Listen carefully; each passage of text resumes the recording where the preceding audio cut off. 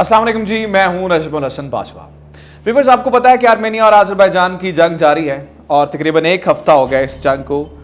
आज का जो दिन है ये बहुत इंपॉर्टेंट है क्योंकि अब तक का सबसे बड़ा झटका लगा है इस वक्त आर्मेनिया को।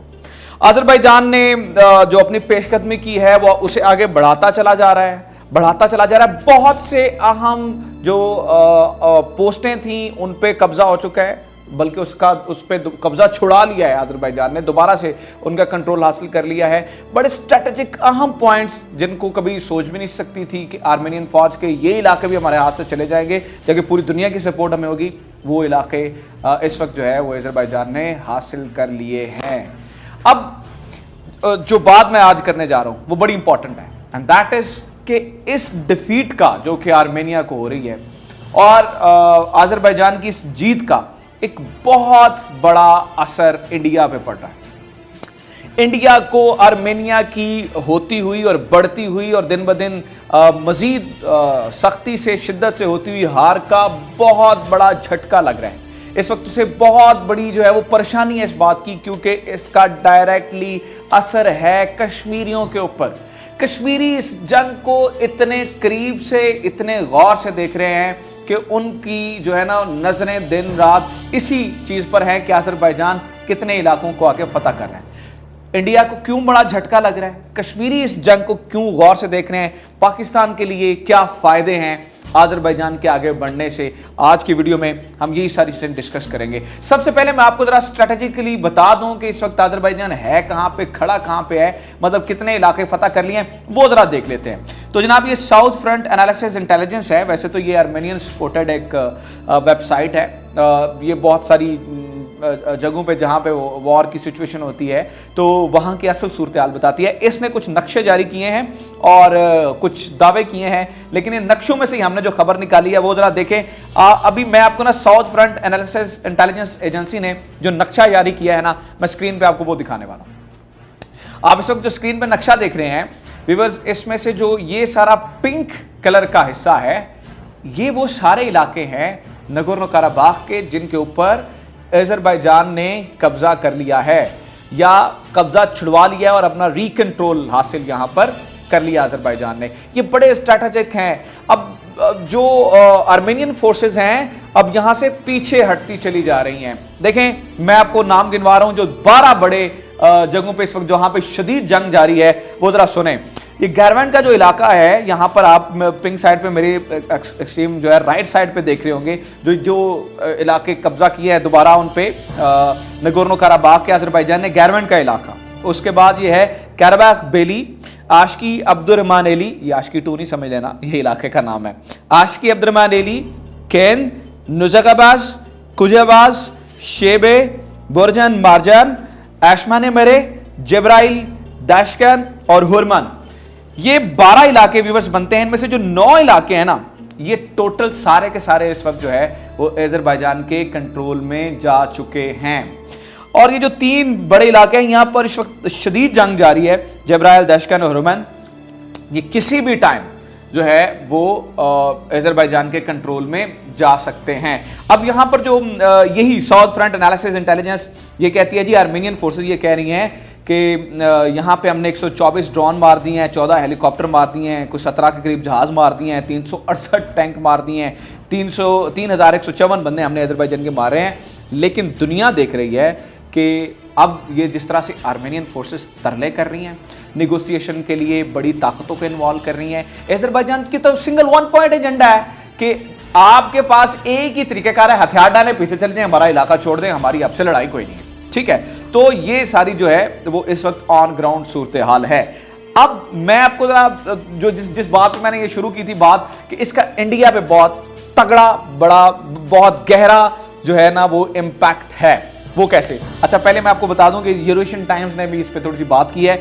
वो ये छापता है यूरोशियन टाइम्स, जो कहता है कि why India support to Azerbaijan और Armenia will have a direct impact on Kashmir. Eurasian Times में ये छाप रहा है। अब मैं आपको समझाता हूं कि इंडिया को ये झटका क्यों है। पहली तो बात आप ये समझ लें कि जो इंडिया है वो आर्मेनिया को सपोर्ट करता है, आर्मेनिया के हक में हमेशा से उसने जो है वो किया। और फिर आपको ये भी बता दूं कि आर्मेनिया को इंडिया अपना असलहा भी बेचता है। जो भी 2 नंबर असला बनाते हैं, इनके तेजास की हालत तो वैसे आपको पता ही है क्या है, लेकिन बहरहाल जो भी ये बनाते हैं ये आर्मेनिया को ये असलहा भी बेचते हैं। इनके बड़े अच्छे टर्म्स हैं, बड़ी अच्छे ताल्लुकात हैं आर्मेनिया से। क्यों? वजह ये है, आप जरा कश्मीर को समझे, 70 साल हो गए हैं कश्मीर का इशू जो है वो पाकिस्तान और इंडिया के दरमियान फंसा हुआ है। पाकिस्तान अपना इलाका समझता है लेकिन उसके ऊपर कंट्रोल करके बैठा है इंडिया, ठीक है, और जो टेरिटरी है वो पाकिस्तान की है, ठीक है। अब यही सारी सूरत हाल 1991 में आर्मेनिया और अजरबैजान की बन जाती है, जब सोवियत यूनियन टूटता है। ये 1921 से ये दोनों सोवियत यूनियन का हिस्सा थे। 1991 में ये टूटता है। 1993 में एक बहुत बड़ी वॉर होती है, 30,000 के करीब बंदे मार जाते हैं। इंटरनेशनली ये टेरिटरी जो है वो रिकग्नाइज है अजरबैजान के इलाके के तौर पर, जैसे कि पाकिस्तान कश्मीर को अपना हिस्सा समझता है। ये थोड़ा कंपैरिजन समझिए, लेकिन वहां पर हुकूमत करते हैं आर्मेनाई लोग, जैसे कि इंडिया वहां पे इन्फ्लुएंस रखता है कश्मीर में, ठीक है। तो अब आर्मेनिया की सूरत हाल ये थी व्यूअर्स, उसकी जो है वो ताकत इस तरह से देखिए समझिए कि उसे दुनिया की बड़ी बड़ी ताकतें सपोर्ट करती हैं।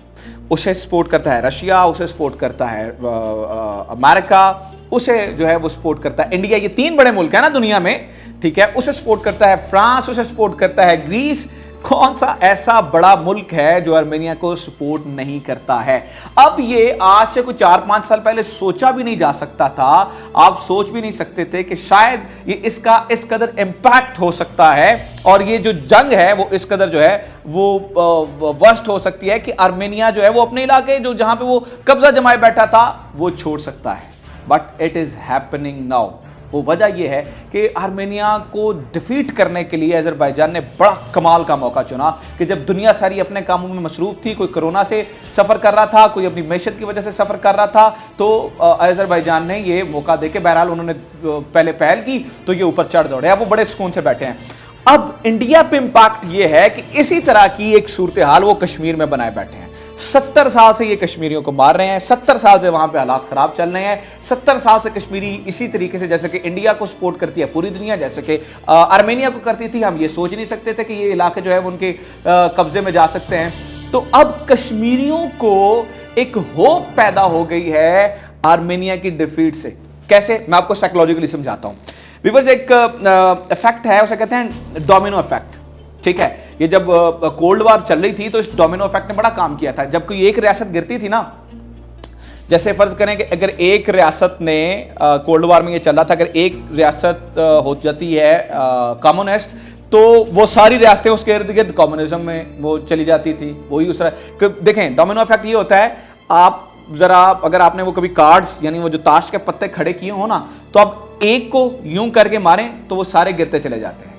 एक का इफेक्ट होता है दूसरे पे, एक नॉक करता है दूसरे को, दूसरा तीसरे को, तीसरा चौथे को, चौथा पांचवें को, इस तरह से वो सारे ताश के पत्ते गिर जाते हैं। सेम इसी तरीके से जब कोल्ड वार चल रही थी तो इसी डोमिनो इफेक्ट ने काम किया था। जब एक रियासत गिरती थी तो उसके साथ सारी रियासतें जो है वो गिर जाती थी। अब यही डोमिनो इफेक्ट काम कर रहा है कश्मीर के लिए और पाकिस्तान को इससे बड़ी सेटिस्फेक्शन है। क्यों? कश्मीरी भी उसी तरह की प्रॉब्लम से सफर कर रहे हैं, कश्मीरी भी इसी तरीके से जो है वो जुल्म और सितम देख रहे हैं जैसा कि आर्मेनियन फोर्सेस कर रही थी नगोर्नो काराबाख में। तो जो टेरिटरी है इंटरनेशनली वो किसकी है? अजरबैजान की। तो अब जो है वो चूंकि वो हार रहा है आर्मेनिया, तो हुआ क्या इससे फायदा कि कश्मीरियों को एक होप पैदा हो गई है। इंडिया इससे बड़ा थ्रेटेंड है, इंडिया को इससे जो है वो बड़ा मसला है, इंडिया बड़ा परेशान है इस बारे में। और देखें कि दिन ब दिन जो है वो हो क्या रहा है। अब एक स्टेटमेंट आपको बता रहा हूं, मैं आपको बता रहा हूं कि अब जो है वो कश्मीरी कर क्या रहे हैं।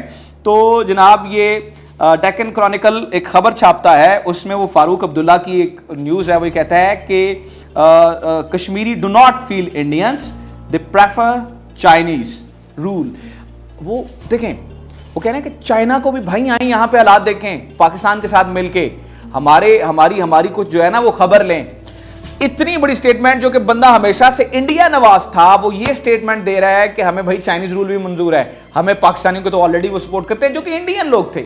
अब एक होप पैदा होना जो है वो शुरू हो गया है कश्मीर में, जिसकी वजह से जो इंडिया है वो थ्रेटन फील कर रहा है। This is all happening there, this is all happening. और जैसे कोई सोच नहीं सकता था कि आर्मेनिया को डिफीट होगी, इस तरह का माहौल बन सकता है कि इंडिया चारों शाने चित हो सकता है। इस बारे में मजीद कोई अपडेट होती है तो मैं साथ ही साथ आपको जरूर देता रहूंगा। वेल, इस एपिसोड से जो है वो आज इतना ही। आप नीचे प्लीज कमेंट्स में जाएं, मुझे जरूर बताएं कि आज का एपिसोड आपको कैसा लगा है और अपनी राय जरूर दें और हमारे चैनल को जरूर सब्सक्राइब करें। हमारी वीडियोस दोस्तों के साथ जरूर शेयर कीजिएगा। Thank you.